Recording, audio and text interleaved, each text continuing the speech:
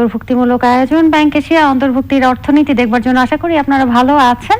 আমরা আজকে কথা বলবো আর্থিক অন্তর্ভুক্তি এবং বর্তমান বাংলাদেশকে নিয়ে, এবং এই প্রাসঙ্গিক আলোচনায় দুইজন স্বনামধন্য ব্যক্তিত্ব আছেন আমাদের সাথে।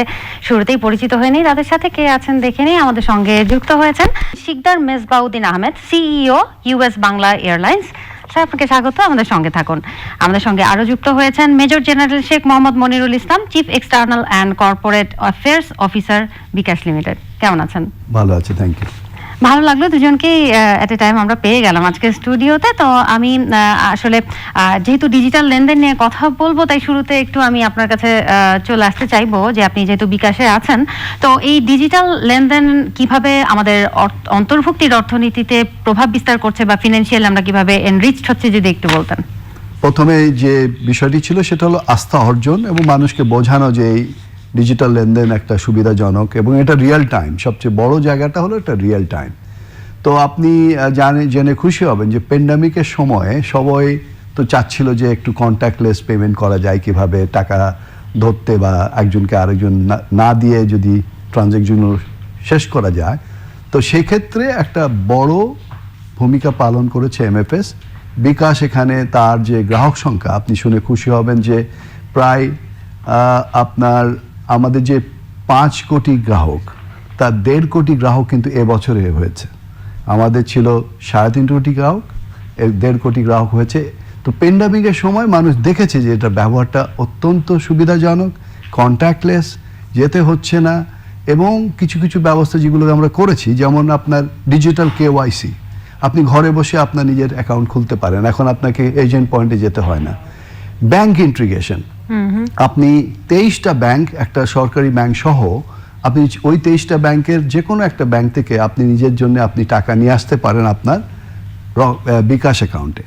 এছাড়া আপনার রেমিটেন্স এসছে প্রচুর পরিমাণে, সরাসরি আপনার বিকাশ অ্যাকাউন্টে সেই রেমিটেন্সের টাকা ব্যাংকের মাধ্যমে সংগৃহীত হয়ে সেটেল হয়ে পৌঁছে যাচ্ছে রিয়েল টাইম, এবং যেটা অত্যন্ত যে কোনো জায়গায় বিকাশ অ্যাকাউন্টধারী থাকলেই সেই সুবিধাটা পাচ্ছে।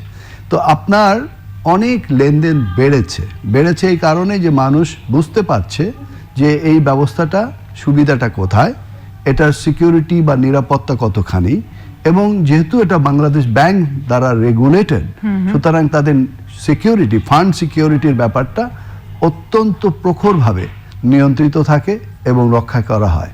তো এই সকল কারণে আমরা ইকোনমিতে যে একটা ভূমিকা পালন করার সুযোগ পাচ্ছি, আমরা সে ব্যাপারে নিজেরাই খুব গর্বিত। জি, অবশ্যই আমাদের সঙ্গে থাকুন। আমি এবার আমাদের সাথে আছেন Sikder Mezbauddin Ahmed, CEO US Bangla Airlines, তার সাথে একটু কথা বলবো। স্যার, প্রথমে আপনার কাছে জেনে নিতে চাইবো, প্যান্ডেমিকে যে কটি ইন্ডাস্ট্রিতে সবচেয়ে বেশি প্রভাব ফেলেছে তার মধ্যে এভিয়েশন ইন্ডাস্ট্রি একটি অন্যতম। তো এই প্রসঙ্গে কি আপনি আলোকপাত করবেন কিনা, যে কেমন গিয়েছিল আপনাদের ফিনান্সিয়াল এই আপস অ্যান্ড ডাউনসটা? ধন্যবাদ আপনাকে।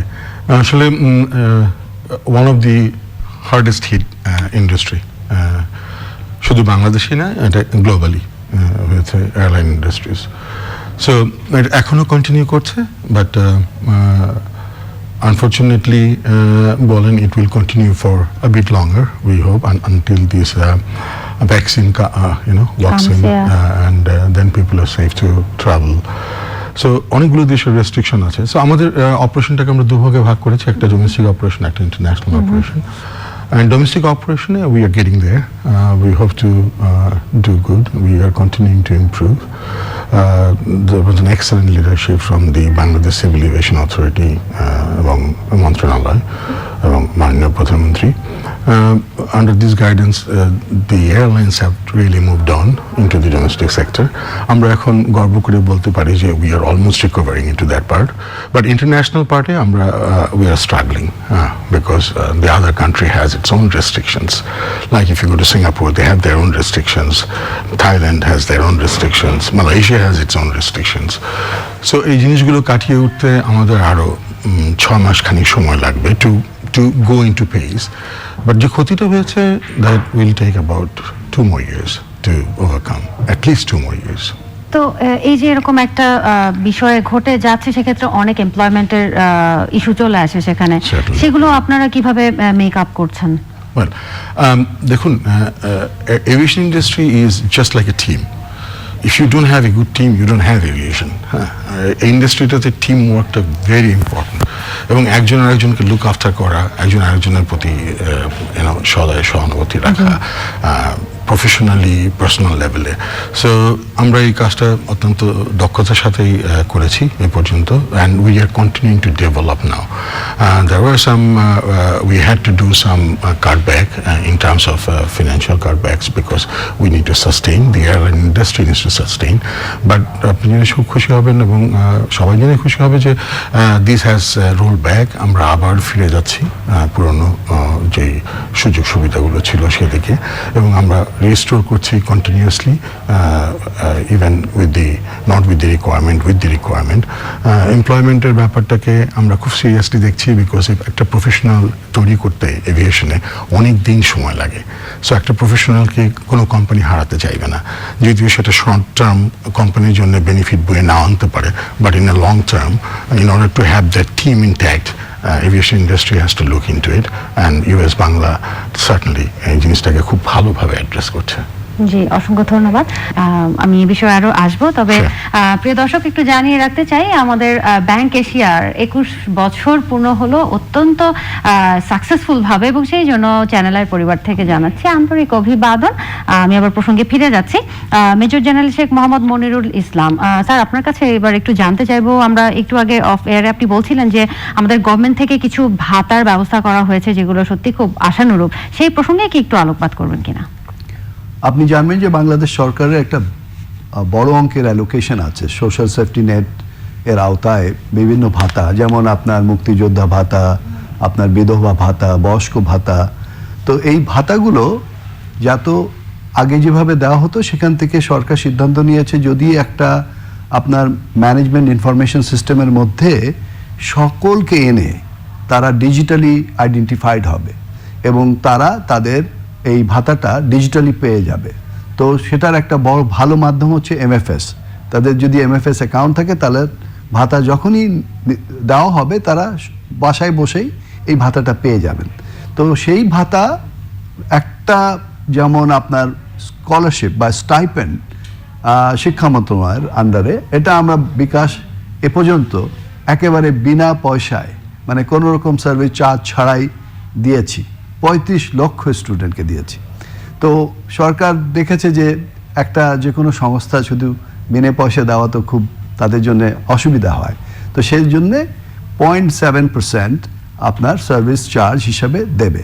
তাতে করে যে প্রোভাইডার তারা বাকিটা অ্যাড করে দিবে। একটা জিনিস সবাইকে বলতে চাই যে যারা এই ভাতা প্রাপ্ত হবেন তাদের এই টাকাটা উঠানোর জন্যে কোনো একটা পয়সাও খরচ হবে না।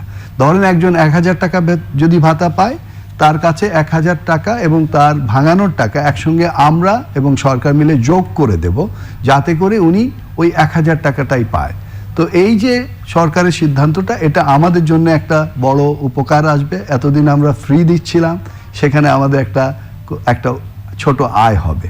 তো এই ভাতা actually will be covering A lot of people in Bangladesh, এবং এটা একটা মানুষ যারা কষ্টে পড়ে যান তারা একটা বড় স্বস্তি পাবে, এবং এটা একদম নিশ্চিতভাবে পৌঁছে যাবে গ্রাহকের কাছে। জি, ধন্যবাদ আপনাকে। স্যার, এই পর্যায়ে একটু জানতে চাইবো যে আপনাদের ইন্ডাস্ট্রি ভেতরেও কিন্তু একটা তো প্যান্ডেমিকের একটা এফেক্ট আছে, পাশাপাশি কিন্তু কম্পিটিটরও অনেক আছে। তো সেখান থেকে আসলে ওভারকাম করার জন্য বা সেখান থেকে আপনাদের ইউএসপিটা কি, যেটাতে আসলে সাধারণ মানুষও অ্যাট্রাক্টেড হবে বা হচ্ছে? রাইট, আপনি যদি আমাদের ট্রেনটা দেখেন, though we are under the COVID circumstances or situation into it, তারপর আপনারা দেখবেন যে ইউএস বাংলা কিন্তু continuously growing. It's passenger, domestic প্যাসেঞ্জারের ক্ষেত্রে US Bangla is the leading airline right now. এটার সবচেয়ে বড় কারণটা হচ্ছে যে দেখুন, আগে আমাদের স্লোগানটা ছিল fly fast, fly safe, but now আমরা চলে এসেছি fly safe, fly fast. So সেফটিটার উপরে আমরা একটা মেজর এমফেসিস প্রয়োগ করেছি, যার ফলে সেফটির যে ব্যাপারগুলো আছে সবগুলো ব্যাপারকে খুব সিরিয়াসলি অ্যাড্রেস করা হচ্ছে। This is one issue. G, that এবং can- সেফটির বিষয়টাতে আপনি যেরকমটি আমরা জানি যে not only flying safety but also এখন প্যান্ডেমিকের যে জি। সেফটির ইস্যুটা, প্রিভেনশনের Exactly. ইস্যুটা চলে আসছে। Wonderful. দেখুন এখন আপনি যদি ডোমেস্টিক টার্মিনালে যান, ইউ উইল সি দ্যাট আপনি টার্মিনালে ঢোকার আগে আপনার টেম্পারেচার নেওয়া হচ্ছে। So there were very good set rules by the Civil Aviation Authority and all the operators together in order to make sure that আমাদের সমস্ত প্যাসেঞ্জাররা সেফলি ট্রাভেল করতে পারেন। তার ফলশ্রুতিতে দাঁড়িয়েছে আপনি ডোমেস্টিক টার্মিনালে ঢোকার আগেই আপনার টেম্পারেচার মেজার করা হচ্ছে, আপনি কাউন্টারে গেলে আপনাকে মাস্ক দেওয়া হচ্ছে, ফেস শিল্ড দেওয়া হচ্ছে, গ্লাভস দেওয়া হচ্ছে, ডিসইনফেক্ট করা হচ্ছে প্রতিটা ফ্লাইটের সময়, প্রতিটা ট্রান্সপোর্ট করা হচ্ছে, প্রত্যেকটা এয়ারক্রাফট করা হচ্ছে। So we wanted to make sure that's the safest way of travelling across Bangladesh and we achieve that. এবং এটার জন্য দি leadership from the Civil Aviation Authority, the leadership from the airlines are doing an excellent job, well coordinated and best effort taken. এটা একটা point. 2 নম্বর পয়েন্টটা হচ্ছে সেফটির পরেই আমরা ইউএস বাংলা এয়ারলাইন্স এখন সবগুলো নতুন এয়ারক্রাফট নিয়ে এসছে তাদের ডোমেস্টিক ফ্লাইট অপারেশনের জন্য। 6টা এয়ারক্রাফট অপারেট করছে। এই বছরের মধ্যেই আমরা আরও 3টি এয়ারক্রাফট অ্যাড করব। Though we are going through pandemic, but we saw there are potentials. There are people want to have less exposure time when they're traveling. So আমরা এই জিনিসটাকে সিকিউর ওয়েতে আমাদের যাত্রীদেরকে, আমাদের যারা গেস্ট আছেন তাদের এই জিনিসটাকে ফুলফিল করার জন্য we are expanding in our domestic sectors. So এটা আর একটা জিনিস, ট্রেনিংটাকে আমরা ভীষণ সিরিয়াসলি নিয়েছি। It has been very organisedly done even under the covid circumstances and situations like this. So these are the benchmark that we are addressing, এবং ইনশাল্লাহ আপনাদের দোয়ায় আমাদের প্যাসেঞ্জারের যে growth it will continue to grow. জি, অবশ্যই আমাদের শুভকামনা তো আপনার সাথে থাকবেই। তো এই পর্যায়ে আমি একটু আপনার কাছে যেতে চাইবো, কাছাকাছি একটি প্রশ্ন করে নিতে চাইবো যে অনেকগুলো কম্পিটিটর চলে এসেছে এবং অনেকেই ক্লেম করছে যে আরো কম পয়সার বিনিময়ে আসলে আমাদেরকে সার্ভিসটি দিচ্ছে। তো সেক্ষেত্রে আসলে আমরা কেন মানে বিকাশকে চুজ করে নেব যে আমাদের আইডিয়াল মোবাইল ব্যাংকিং চয়েস হিসেবে, একটু যদি বলতেন। এটা প্রশ্নের উত্তর দিতে গেলে 2 অংশে দিব আমি। একটা প্রথমটা হলো যে কোনো প্রাইস একটা কস্ট মডেলের ভিত্তিতে হয়, যে আপনার এই সার্ভিসটা দিতে গিয়ে কত খরচ হচ্ছে এবং যারা এর সঙ্গে সম্পৃক্ত তাদের ইনসেন্টিভাইজ করার যে এলিমেন্টটা আছে সেখানে যেহেতু তারাও ইনভেস্ট করে এবং তাদের একটা রিটার্ন অফ ইনভেস্টমেন্টের প্রশ্ন আছে, সেইগুলোকে দেখতে হয়। আমরা যেমন বিকাশ একটা সার্ভিস দিচ্ছি এবং আপনি জানবেন যে Bangladesh BIDS institute of development studies ওনারা একটা রিসার্চ করেছে 2 বছর ধরে MFS এর উপরে বিকাশকে মুখ্য সাবজেক্ট হিসাবে নিয়ে। তো ওনারা 40 নম্বর পাতা একদম পরিষ্কারভাবে এই কস্ট মডেলিংয়ের উপরে অ্যানালিস্টটা নিয়ে এসছে যে কেন একটা প্রাইস নির্ধারিত হচ্ছে। তো যে কোনো জিনিস যখন শুরু হয় যদি স্কেল আপ হয়ে যায় তখন একটা প্রাইস কমানোর একটা সুযোগ থাকে। তো আমাদের বাংলাদেশ ব্যাংক যেহেতু আমাদেরকে রেগুলেট করে, ওনারাও দেখেন বিষয়টা এবং কোনো এক পর্যায়ে যদি বাংলাদেশ ব্যাংক আলোচনার ভিত্তিতে এটাকে কমিয়ে আনতে যুক্তিযুক্ত মনে হয় তাহলে সেটাও করা সম্ভব। দ্বিতীয় এলিমেন্ট যেটা হচ্ছে যে তারপরে আপনি বললেন যে আমাদের প্রাইস যদি সামান্যভাবেও বেশি হয়ে থাকে তাহলে why should people choose us as a service provider? The reasons are very simple. একটা হলো যে আপনি দেখবেন আপনি কোয়ালিটি অফ সার্ভিসটা পাচ্ছেন কিনা, আপনি দেখবেন আপনি কটা সার্ভিস পাচ্ছেন, আপনি একটা মোবাইল অ্যাকাউন্ট ব্যবহার করে আপনার দৈনন্দিন যে সকল লেনদেন করতে হয় অলমোস্ট সবগুলোই বিকাশ আপনাকে দিতে পারছে কিনা। তাহলে সেই যে স্বস্তি, যে রিয়েল টাইম আপনাকে সার্ভিস দেওয়া এবং আপনার অনেকগুলো ঝামেলা যেগুলো অনেক সময় বিল পে করতে গিয়ে লাইনে দাঁড়াতে হয়, রৌদ্র বৃষ্টি হলেও দাঁড়াতে হয়, রেমিটেন্সের টাকা আসলো কিন্তু সেই টাকা গ্রহণ করতে অনেক দূরে যেতে হয়, হয়তো বাচ্চা অসুস্থ তার ইমিডিয়েট চিকিৎসার জন্য টাকাটা তার দরকার, সেটা কিন্তু ঘরের পাশের এজেন্টের কাছ থেকে ভাঙিয়ে নেওয়ার সুযোগটা যে সৃষ্টি করা, এই সকল সার্ভিসের কারণেই আপনি বিকাশকে চুজ করবেন। সো কম্পিটিটর যদি ইকুয়াল সার্ভিস নিয়ে আসে, কম্পিটিশন ইজ অলওয়েজ গুড, আমরাও তখন দেখবো যে আমরাও তাদের থেকে আরও কত ভালো সার্ভিস মানুষের কাছে নিয়ে যেতে পারি।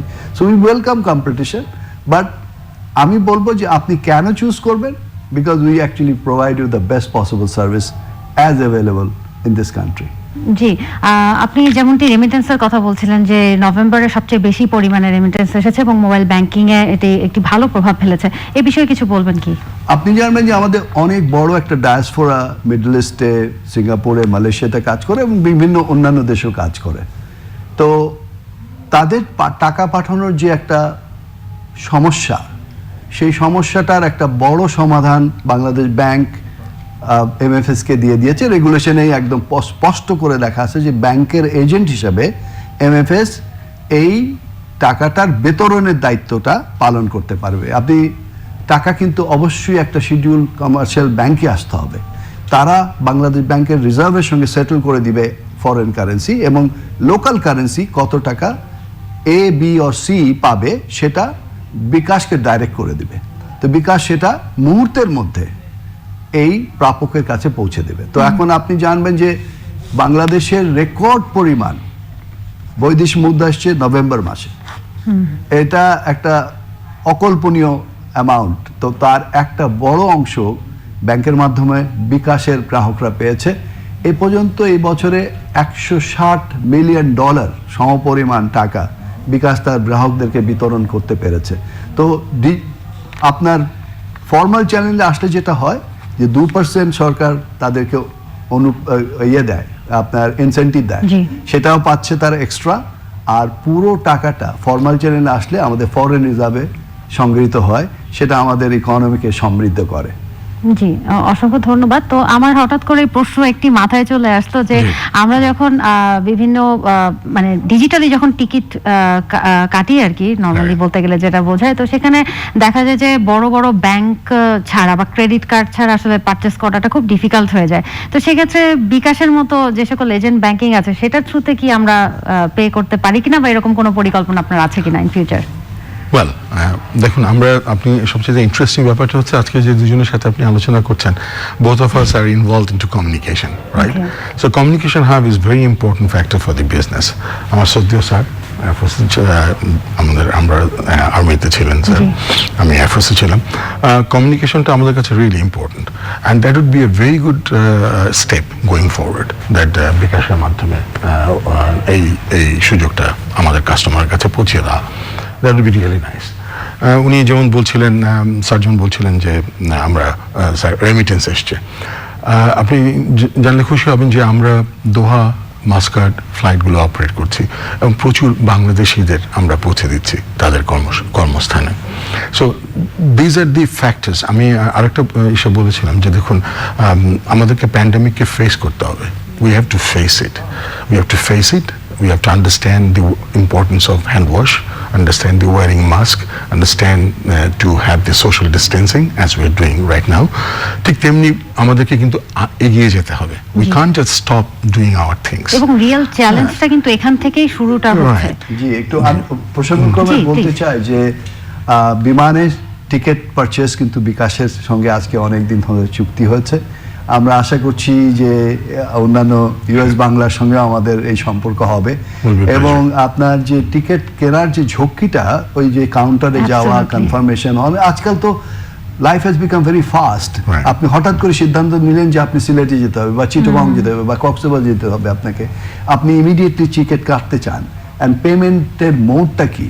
তো পেমেন্ট যদি আপনি সরাসরি করে দিতে পারেন, ওখান থেকে যে টিকিট ইস্যু করবে সেও জানেন পেমেন্ট পেয়ে গেছি, আর যে যাত্রী সেও জানবে আমার টিকিট হয়ে গেছে, এবং সেই টিকিটের একটা রিফ্লেকশন যদি থাকে, কাউন্টারে গেলে ওটা দেখালে সে যাত্রাটা শুরু করতে পারবে। So that will be a very positive step going forward. আমাদের দুজনেরই কিন্তু লক্ষ্য একটাই, সেটা হচ্ছে যে টু সার্ভ বেটার our কাস্টমাররা কিন্তু আমাদের কাছ থেকে এই জিনিসগুলো আশা করেন। সো তারা যেভাবে কমফোর্টেবল ফিল করবে, the whole design of the business should address that particular issues. So definitely we can work together and have some very positive steps going forward.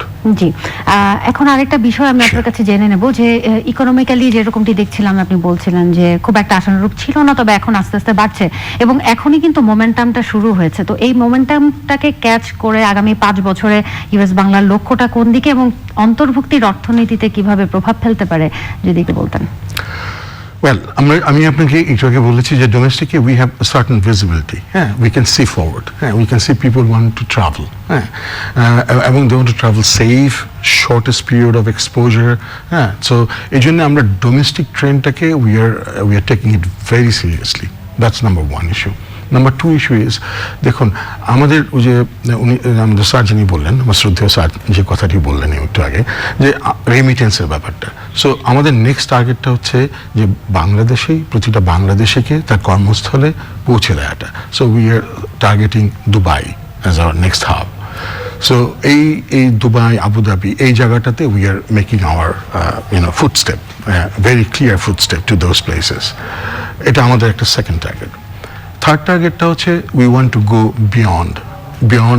We want to go to Europe. We want to go to Australia. That's our third benchmark. So we are in our chalkboard. What we have now, we would like to really emphasize on the domestic sector. We want to ensure our customers are satisfied and they have their goals achieved. So that's number one target. Number two target is that our labor force, আমাদের যে শ্রদ্ধেয় যে শ্রমিকরা আছেন আমরা তাদেরকে ডেস্টিনেশনে পৌঁছে দিতে পারি so that uninterrupted থাকে জিনিসটা. That's number two. Number three is that we want to go beyond. Now we want to reach further with the time. So US Bangla যে গ্রোথটা আপনারা দেখছেন US Bangla will continue to grow continue to develop its fleet its man power and its safety so এই জিনিসগুলো নিয়ে আমরা আগামী 5 বছর this is how we are working জি অবশ্যই এবং দেশে বিদেশে আপনাদের ফুটস্টেপ আরো স্ট্রং হোক সেটি কামনা করছি একদম শেষ একেবারে অনুষ্ঠানের শেষেই চলে এসেছি তাই আপনাদের দুজনকে আসলে বিদায় জানাতে হবে তবে খুবই ভালো লাগলো আপনাদের সাথে কথা বলে আমাদের স্টুডিওতে আপনারা এসেছেন আজকে আপনাদের মূল্যবান সময় থেকে আপনারা ভালো থাকবেন অনেক ধন্যবাদ আপনাকে ধন্যবাদ sir thank you thank you সুপ্রিয় দর্শক অন্তর্বর্তী অর্থনীতিতে জানছিলাম বাংলাদেশের বর্তমান পরিস্থিতি সম্পর্কে অর্থনীতি নিয়ে জানছিলাম এবং সেটি আসলে আমাদের আয়োজনটির লক্ষ্য ব্যাংক এশিয়া অন্তর্ভুক্তির অর্থনীতিতে আজকে এখানে বিদায় নিব পরবর্তী আয়োজনে দেখা হবে সকলে সুস্থতা কামনা করছি ভালো থাকবেন